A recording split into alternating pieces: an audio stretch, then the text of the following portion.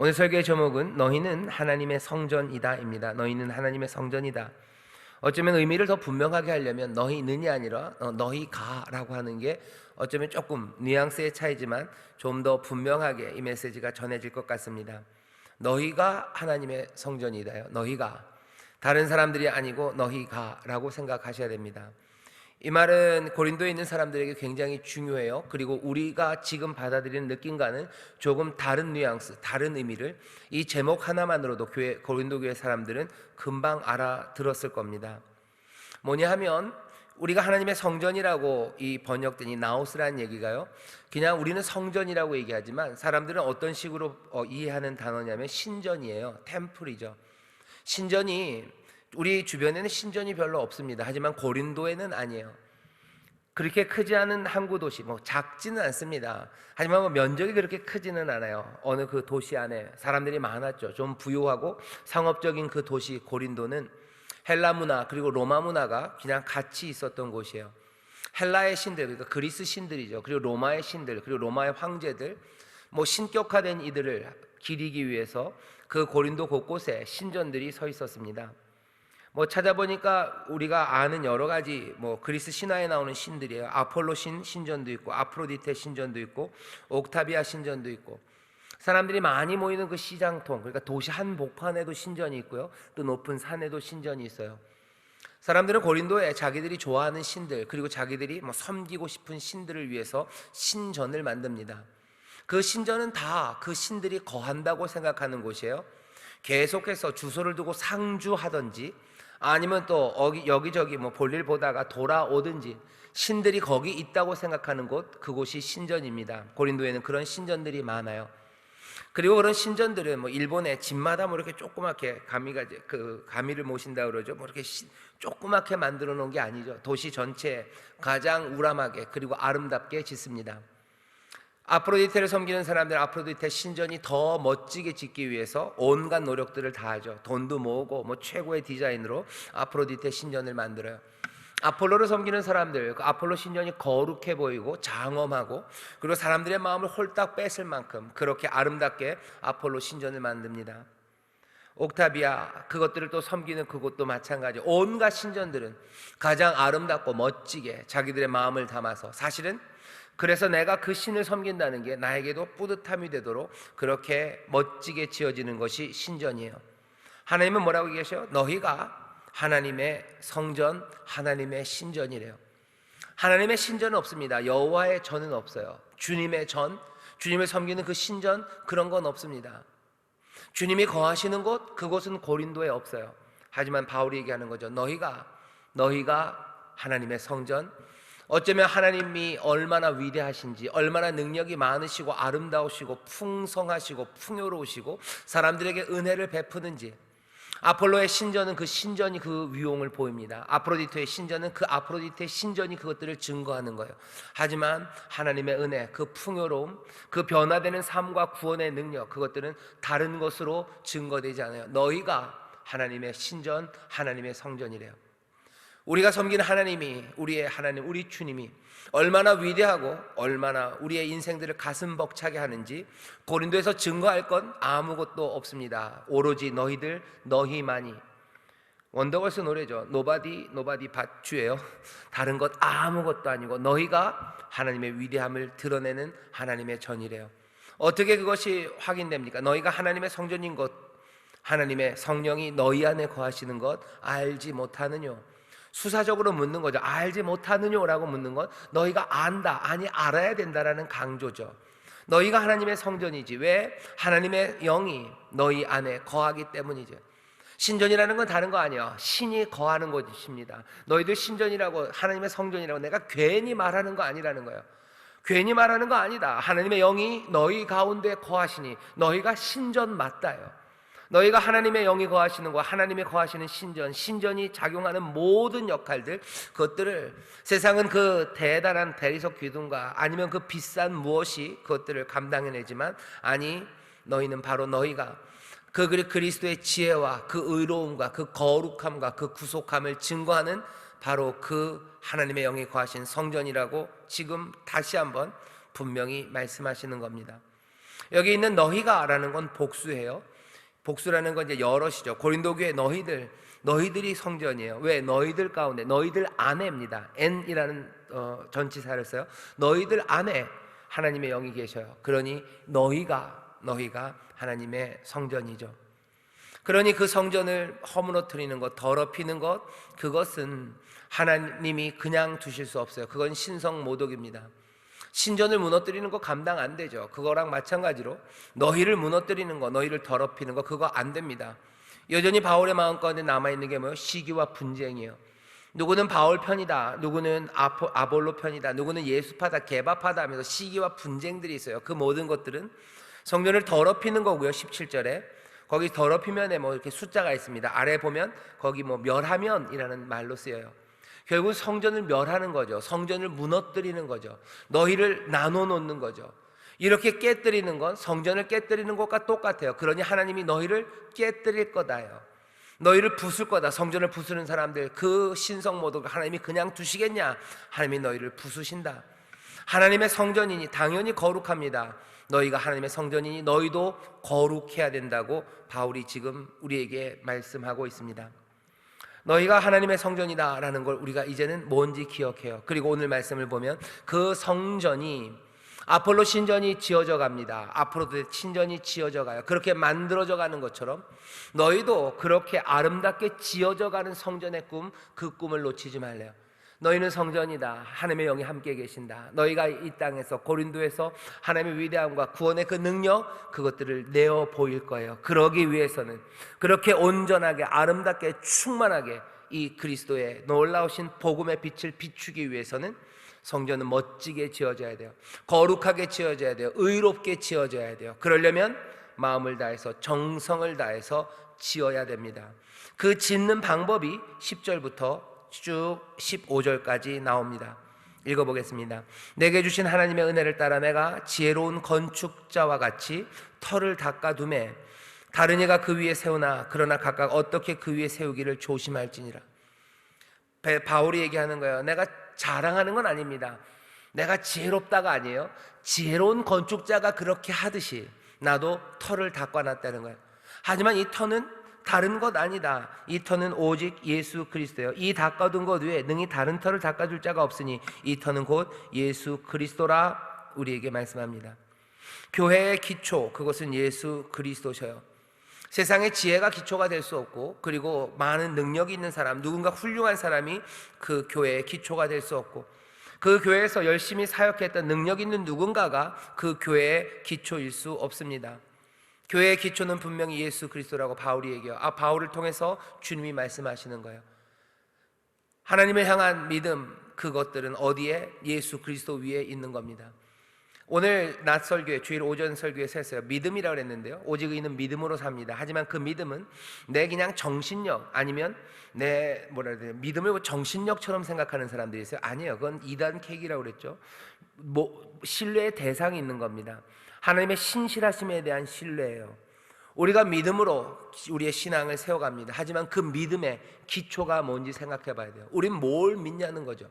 우린 도대체 뭘 믿습니까? 마구잡이로 아무거나 믿는 사람들 아니에요. 마구잡이나 아무거나 믿는 거, 그거 곤란합니다. 사람들은 그렇게 생각하죠. 마태복음 7장에 보면 집을 짓는 이야기가 나와요. 반석 위에 집을 짓습니다. 그리고 누구는 모래 위에 집을 져요.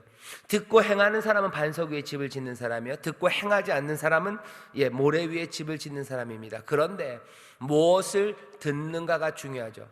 마태복음 7장에 듣는 자라고 얘기했을 때 그 들음은요, 마태복음 5장부터 있었던 예수님의 가르침이요, 그 모든 가르침을, 산상수훈의 가르침이죠. 산에 올라가 앉으시니 제자들이 나와서 입을 열어 가르쳐 가라사대 심령이 가난한 자 복이 있다라고 하시며, 주기도문 가르치시며, 너 그 나라와 그 일을 구하라고 가르치시며, 남의 있는 눈에 있는 그 티끌 빼려고 애쓰지 말라고 가르치시며, 그 모든 가르침을 주시고 나서 듣고 그 듣는 거 행하는 사람, 그 사람이 반석 위에 집을 짓는데요. 믿음이 중요합니다. 하지만 무엇을 믿는가가 더 중요해요. 무엇을 믿는가, 그리고 그 무엇을 믿는 그 순종의 동기가 무엇인가, 그 밑바탕이 흔들리기 시작하면 여기 오늘 본문에 나오는 것처럼 그 불 앞에서 타고 사라집니다. 그 공력은 사라질 거예요. 수고하고 애썼습니다. 내가 믿음으로 신뢰하면서 살았어요. 하지만 그 신뢰의 대상이 잘못됐어요. 내가 듣고 행합니다. 하지만 내가 그 듣는 들음이 잘못됐어요. 내가 뭔가를 열심히 행합니다. 하지만 그 모든 동기가 잘못됐다면 그것들은 불타고 사라진다는 거예요. 열심히 다니는 사람들 많습니다. 수고하고 애쓰는 사람들 많아요. 누구보다도 자기의 삶을 마른 수건도 짜면은 물이 나온다는 식으로 끝까지 밤잠 못 자고 달리는 사람들이 있어요. 하지만 그 모든 수고가 그냥 모래 위에 세운 집처럼 아니면 불에 타버리는 그런 공력들처럼 사라져서 해를 받는 경우가 있어요. 특별히 누구?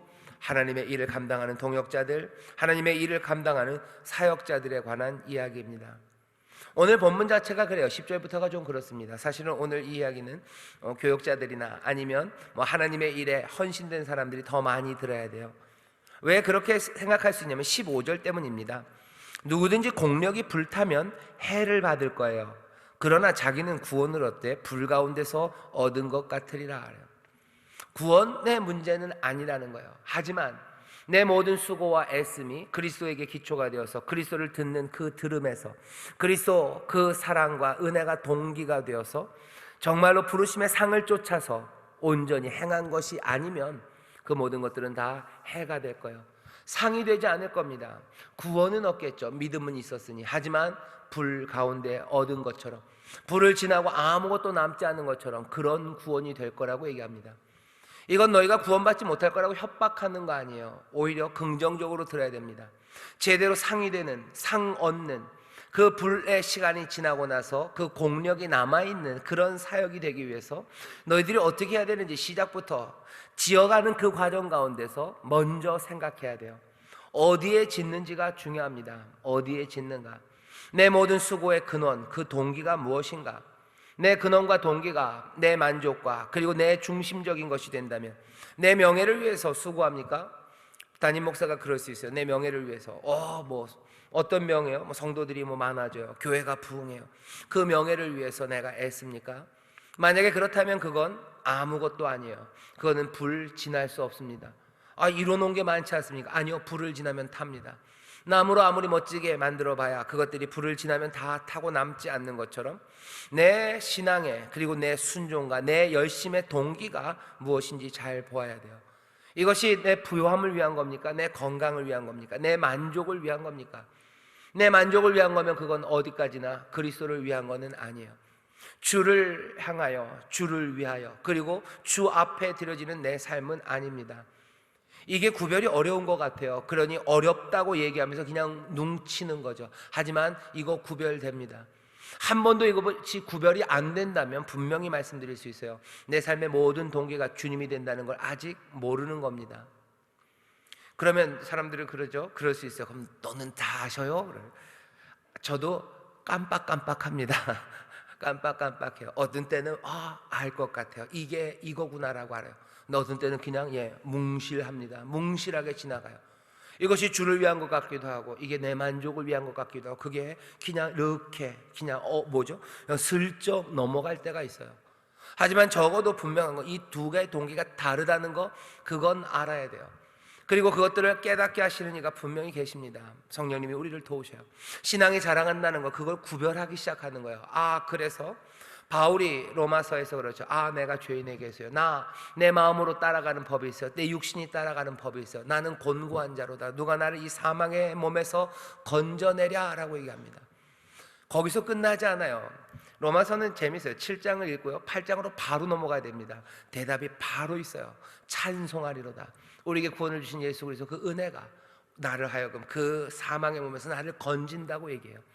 우리가 내 동기가 그리스도인지 아니면 내 만족인지 애매한 나 어떡합니까? 곤고한 자로다. 그러나 하나님의 은혜가, 주님의 은혜가 우리 이걸 구별하게 해주셔요. 하나님의 일을 수고하는 모든 사역자들 뿐만 아니라 모든 성도들도 아마 마찬가지일 겁니다. 여러분들은 점점 그리스도의 일을 감당하기 시작할 거예요. 그리고 그 모든 일들, 순종의 일에서 교회를 세우는 일입니다. 교회를 세우는 그 일에 내 순종과 수고의 모든 근원과 동기가 어디에 있는지 살펴보셔요. 어떤 사람들은 그런 사람들이 있어요. 아주 전형적인 기복신앙이죠. 내가 주께 순종하는 건 왜 그런 거예요? 내가 부요해지기 위해서요. 아주 노골적으로 말하는 사람들이 있습니다. 그건 아니에요. 분명히 하나님이 우리에게 물질적인 복과 그리고 육체의 건강을 주시는 것, 은혜로 주시는 건 맞아요. 하지만 내 순종의 동기가 그거라면 그건 그냥 땡입니다. 격려가 될 수는 있어요. 하나님께서 나에게 복 주시길 기대할 수 있어요. 하나님이 내 삶에 건강을 주실 걸 기대할 수 있어요. 하지만 내 순종의 목적이, 내 순종의 동기가, 그 근원이 내가 잘되고 내가 복받고 내가 부유해지기 위해서 주를 섬긴다, 그건 굉장히 낯섭니다. 들어본 적 없는 이야기입니다. 그것은 우리의 발걸음을 이상하게 만들어요. 그 모든 것들은 그냥 해를 받는 일, 공력에 불타버릴 일, 그렇게 됩니다. 구원, 그리고 하나님이 주시는 거룩함, 의, 지혜, 그리고 그 구속함은 거기에 없습니다. 교회의 기초가 예수 그리스도가 되어야 돼요. 그 다음에 뭐라고 얘기하시죠? 만약에 금이나 은이나 보석이나 나무나 풀이나 또 짚으로 이 터 위에 세우면 각각 공력이 나타날 터인데 그날이 공력을 밝히리니, 그날이 온대요. 공력을 밝히는 날, 불이라고 표현되는 날, 불을 지나게 되는 날. 이 날은 우리가 어떤 날인지 압니다. 만왕의 왕 되신 예수 그리스도 이제 심판주로 오셔요. 이 땅에는 구원자로 오셔서 우리를 살리셨으나 이제 그날에는 심판주로 오십니다. 그날이에요. 그날 우리의 삶이, 그리고 우리의 모든 공력이, 수고가 판단되는 그때, 불을 지날 때 누구는 상을 받고 누구는 해를 받을 겁니다. 여기에 대해서 이거는 아닐 겁니다라고 얘기하는 건 어리석어요. 왜? 아주 그냥 분명히 얘기하셔요. 상을 받고 해를 받을 겁니다.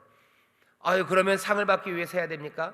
그것만은 아닙니다. 어쩌면 구태여 얘기하자면 두 번째 층이에요. 우리는 은혜에 따라서, 그렇죠? 믿음으로 행하는 거예요. 주님만 바라보고 합니다. 하지만 상을 주시면 우리에게 분명히 격려가 돼요. 적어도 바울이 이 이야기를, 그리고 성경이 이 이야기를 놓치지 않습니다. 은혜로 구원받을 거예요. 하나님이 우리에게 주십니다. 하지만 상 주심의 그 격려를 따라서 우리가 걸어가야 될 그 길들을요, 더 잘 걸어갈 수 있는, 뭐라 그러냐, 두 번째 선물이라고 생각하시는 게 훨씬 더 안전합니다. 그냥 버리지는 마셔요. 이 말씀을 그냥 버릴 수 없습니다. 분명히 상 주셔요. 하지만 이게 뭐죠? 첫 번째, 그리고 모든 것은 아닙니다. 이건 격려라고 생각하셔야 돼요. 은혜에 감격해 순종하는 거 맞아요. 하지만 상을 주신다는 건 우리를 더 부추기는 거죠. 격려하는 거죠. 바울이 지금 격려해요. 뭘 위해서? 제대로 쌓으라고, 제대로 지으라고 우리를 격려하기 위해서 이 상 주심에 대한 이야기를.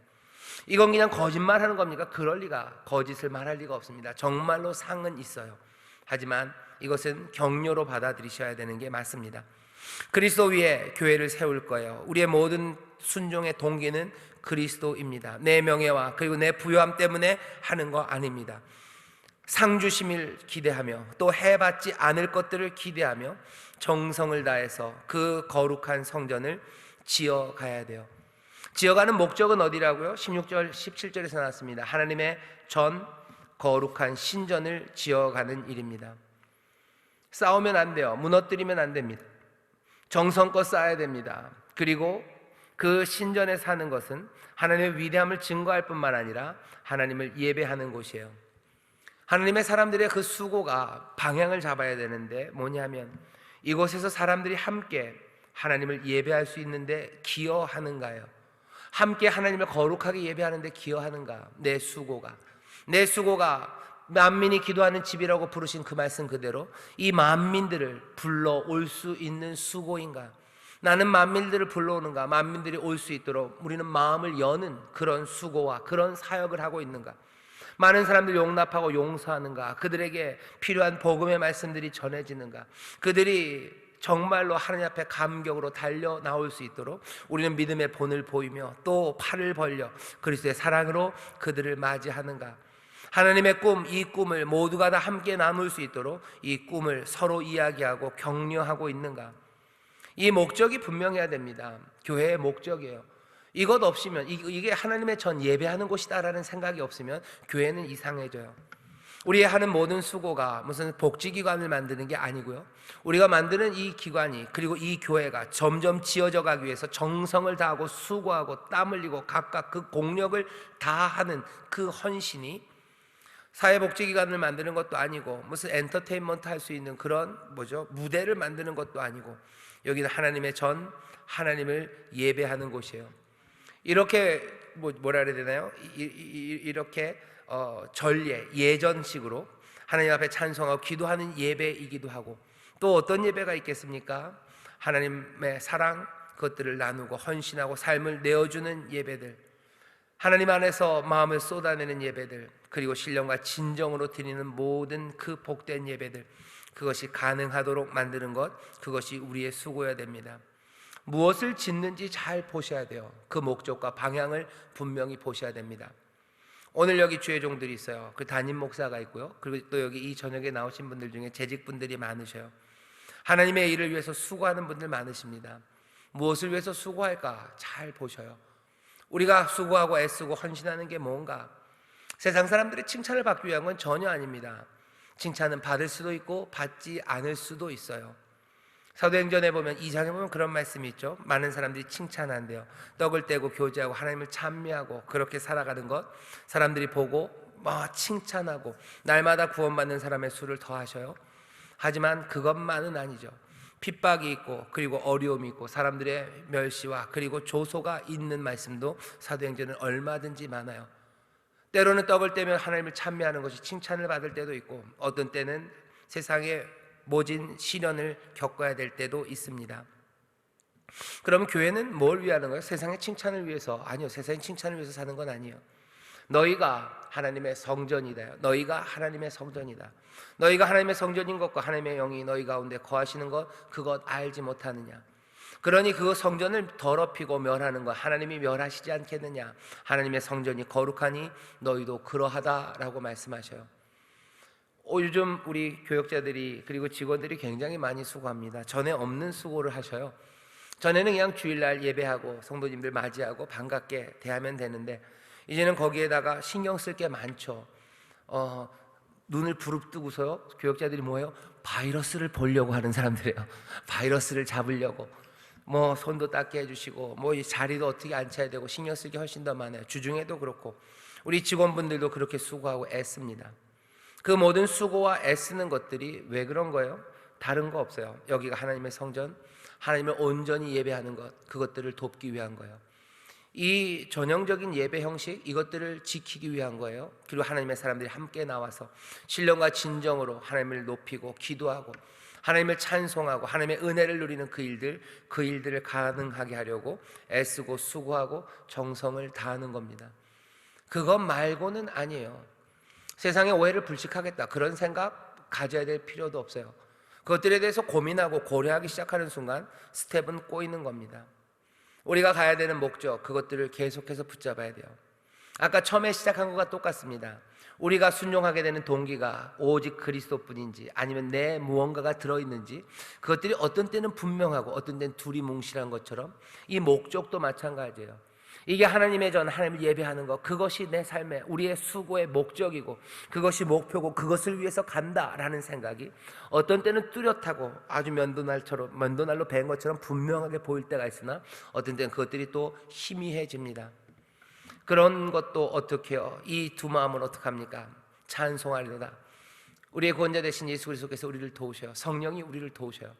그래서 우리의 목적이 무엇인지 번쩍번쩍 깨닫게 하십니다. 때로는 찬물을 뒤집어 쓴 것처럼 번쩍 깨닫게 하셔요. 기도하는 가운데, 말씀 가운데 깨닫게 하셔요. 세상에서 벌어지는 여러 가지 일들과 또 믿음의 보임을 보이는 사람들과 우리 앞에서 성실하게 이 목적에 순종하며 달려나가는 믿음의 선배들을 보며 번쩍하고 깨닫는 시간들이에요. 그 시간들이 오면 우리가 가야 될 길이 보입니다. 교회가 해야 될 일들이 보입니다. 바울은 지금 고린도 교회를 향해서 교회가, 그리고 특별히 사역자들이 어떤 목적을 가지고 어떤 동기를 가지고 그리고 어떤 마음으로 격려받으며 조심스럽게 이 교회를 하나씩 아름답게 지어 나가야 되는지 그 길을 보이시는 거예요. 시작 그리고 목적이 분명합니다. 그리고 그 중간은 상과 그리고 해, 불의 날, 그 날을 기억하며 전심을 다해 하나씩 그 목적을 향해 이 동기를 가지고 달려나가라는 거죠. 확인해야 될 것 세 가지입니다. 우리 마음의 동기예요. 우리는 이 목적을 잃지 않았나 확인해야 됩니다. 그리고 우리는 상과 해라는 그날을 염두에 두고 우리는 마음을 다하고 힘을 다하고 정성을 다해서 각각 그 공력을, 그 모든 수고를 지금 다 하고 있는지. 그 다음에는 질문이 하나 생겨요. 아니 그렇게 애를 쓸 만한 거냐 하는 거죠. 그렇게 내 동기를 계속해서 살피고 그 목적을 살피고 그 두렵고 떨리는 마음으로 걸어갈 만한 일이냐 하는 거예요. 이 교회라는 게 그렇게 마음을 둘 만한 것이냐? 이것이 그렇게 내 삶을 드릴 만한 것이냐? 적어도 사역자들은 이 질문에 대답해야 됩니다. 바울처럼 아볼로처럼 아니면 소스데네나 여러 이 교회를 돕는 사역자들, 내 삶을 그렇게 살필 만큼 교회가 값진 것이냐? 성도들도 마찬가지예요. 교회가 그렇게 중요하냐는 거죠. 내 인생의 한 10분의 1쯤 10분의 1, 20분의 1 그 정도의 중요성이라고 생각할 수 있습니다. 사역자들, 목회자들은 그보다는 좀 더 많겠죠. 하지만 성도들에게 교회, 그건 그냥 어쩌면 엑스트라예요. 내가 가입한 클럽 하나예요. 내가 가기 시작한 무슨 동아리 하나예요. 그렇게 생각하며 교회를 나오는 사람들이 있습니다. 그건 가슴 아픈 일이에요. 교회는 우리가 어떻게 하나 취사 선택한 우리의 동호의 목적으로 어쩌다 교회가 이루어진 것도 아니고 어쩌다 교회가 성장하는 것도 아니고 내가 어쩌다 교인이 되었다고 생각하면 안 됩니다. 우리는 어쩌다 교회가 아닙니다. 어쩌다 교회일 수 없습니다. 내 인생에서 내 삶에서 가장 중요한 것, 아니 오직 하나만 따지고 하나만 붙잡는다면 남아야 될 건 이것밖에 없어요. 어떻게 보면 가족보다도 더 중요하다고 감히 말할 수 있습니다. 며칠 전에 어떤 성도님 한 분이 목양실로 전화를 하셨어요. 저를 꼭 좀 만나고 싶으시다고.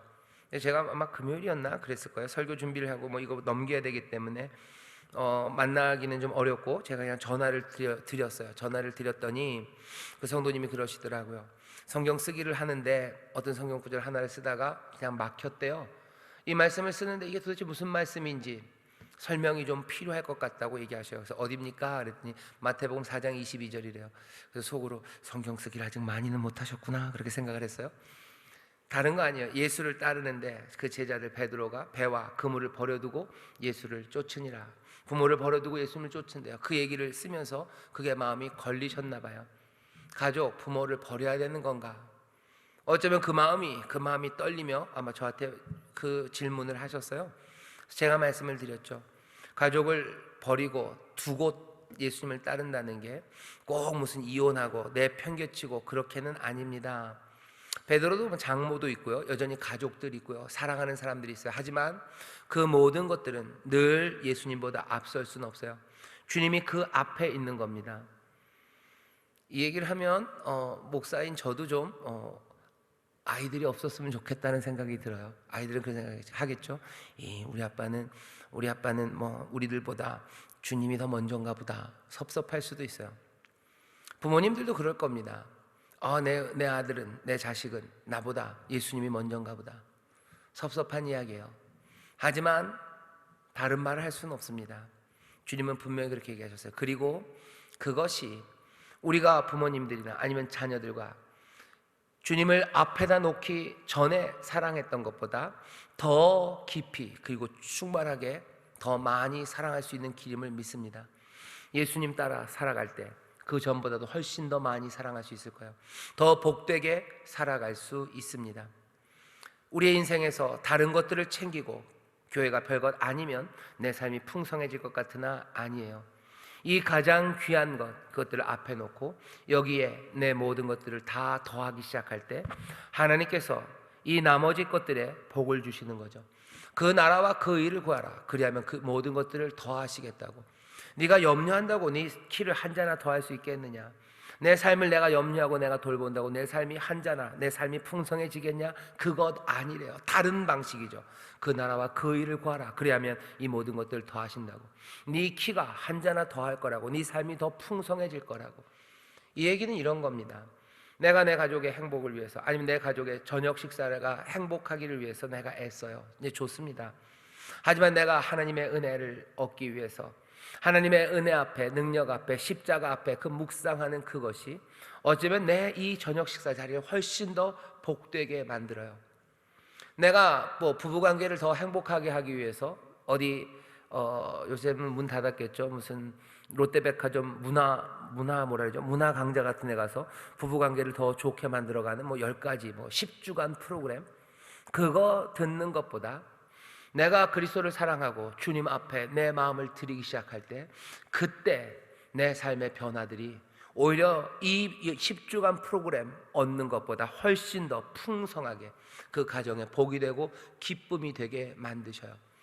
내 삶의 가장 귀한 것, 그것을 향해 드릴 때 모든 것들을 버리게 하신 게 아니에요. 더 풍성하게, 생명을 얻되 더 풍성하게 너희가 너희 것을 다 쏟아 부을 때 채우시는 하나님의 은혜, 그것들을 말씀하십니다.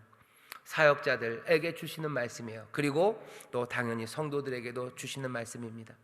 어찌 살까? 내 삶의 동기가, 내 삶의 목적이, 그리고 조심조심 걸어가야 되는 그 길이 그리스도 중심이 되고, 또 예배하는 그 하나님의 성전이 중심이 되고, 조심 정성을 내 상과 해 그것들 그날을 기억하며 걸어갈 때, 그때 처음에 말한 것처럼 고린도 그곳에는 하나님의 신전이 아름답게 서는 거예요. 인천 이곳에 하나님의 신전이 섭니다. 주의 위대하심과 그 능력, 은혜의 충만하심과 그 지혜의 한이 없으심, 그리고 약속의 신실하심, 그 영광이 이 인천 이곳에 우뚝 서게 되는 것, 다른 거 아닙니다.